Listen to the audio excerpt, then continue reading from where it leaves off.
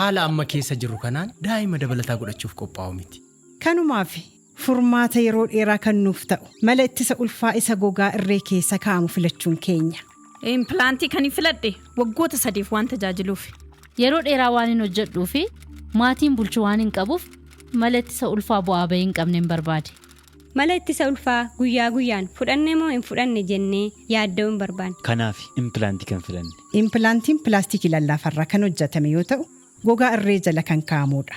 Ordoffii da'umsa boodaaf mana yaala yeroon deemedha kan naaf kaa'ame.